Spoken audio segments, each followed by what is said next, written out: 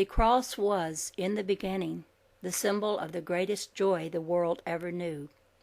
The foundation of the cross is the place where man first trod the earth, therefore the mark that symbolizes the dawn of a celestial day here on earth. If you will trace it back, you will find that the cross disappears entirely, and that it is the man standing in the attitude of devotion, standing in space with arms upraised in blessing, sending out his gifts to humanity, pouring all his gifts forth freely in every direction. When you know that the Christ is the fitting life within the form, the rising energy that the scientist glimpses but yet does not know whence it came, when you feel with the Christ that the life is lived so that life may be given freely, when you learn that man is obliged to live by the constant dissolution of forms, and that the Christ lives to give up the thing that the body of sense craved, for the good that he could not at the moment enjoy, you are the Christ. When you see yourself a part of the greater life, but willing to sacrifice yourself for the good of the whole, when you learn to do right without being affected by the outcome to help, when you learn freely to give up physical life and all that the world has to give, this is not self-abnegation or poverty, for as you give of God, you will find you have the more to give, although at times duty may seem to demand all that life has to give.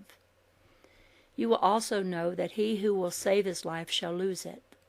Then you will see that the pure gold is at the deepest part of the furnace, where the fire has fully cleansed it. You will find great joy in knowing that the life you have given to others is the life you have won.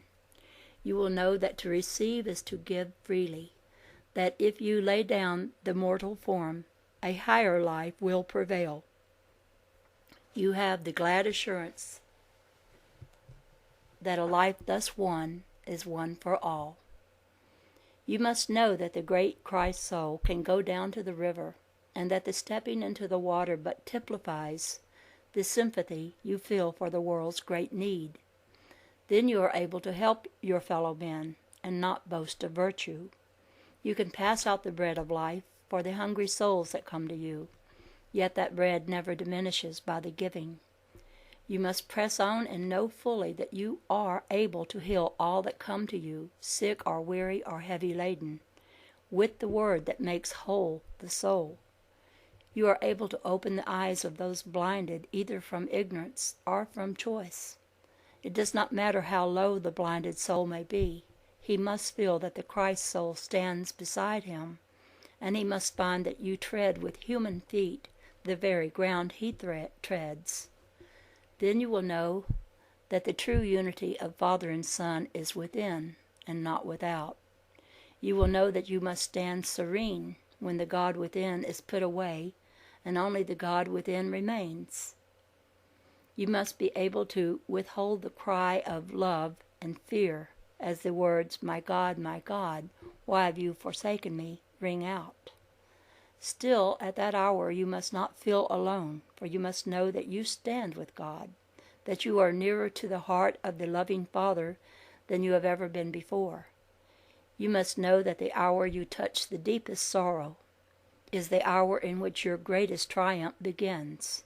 With all this, you must know that sorrows cannot touch you. From that hour, your voice will ring with a great free song, for you fully know that you are the Christ, this light which is to shine among men and for men.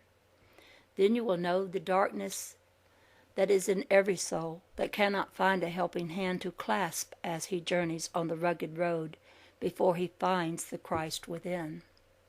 You must know that you are truly divine, and being divine you must see that all men are as you are. You will know that there are dark places you must pass with the light that you are to carry to the highest, and your soul will ring out in praise that you can be of service to all men. Then with a glad free shout you mount to your very highest in your union with God. Now you know that there is no substitution of your life for other lives or of your purity for others' sins, but that all are glad, free spirits in and of themselves and of God. You know that you can reach them while they cannot reach each other, that you cannot help giving of your life for the life of each soul, that it shall not perish. Yet you must be so reverent of that soul that you will not pour into it a flood of life unless the life of that soul opens to receive it. But you will freely pour out to it a flood of love, life, and light, so that when that one does open the windows, the light of God will pour in and illuminate him. You will know that in every Christ that arises, humanity is lifted one step higher. Then, too, you must know full well that you have everything that the Father has, and having all, it is for all to use. You must know that as you rise and are true, you lift the whole world with you. For as you tread the path, it becomes plainer for your fellow men. You will have faith in yourself, knowing fully that that faith is God within. Finally, you must know that you are a temple of God, a house not made with hands, immortal in the earth and in heaven as well. Then will they sing of you, all hail, he comes, the King, and lo, he is with you always. You are in God, and he is in you. Jesus arose, saying he would be obliged to leave us, as he was to be at the home of another brother in the same village that evening. The whole company arose. Jesus blessed us all, and with two of the gathering walked from the room.